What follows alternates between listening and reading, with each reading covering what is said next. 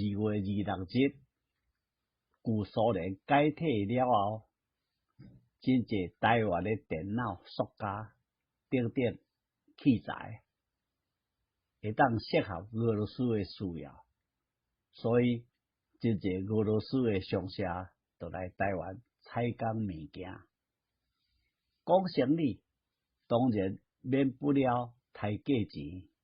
价钱若是刣甲见骨，台湾的业者当然都会哀叫，讲足俗啊！即阵俄罗斯的人客当然嘛是会了解，价钱已经刣到底啊！请对我念一个，你着拍拍你家己的记录啊！你已经讲出第一字台语烫俄罗语的语序啊！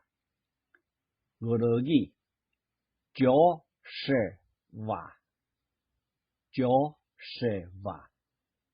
第二个音是爱迄个爱根字哦，就是哇。台语足俗啊，足俗啊。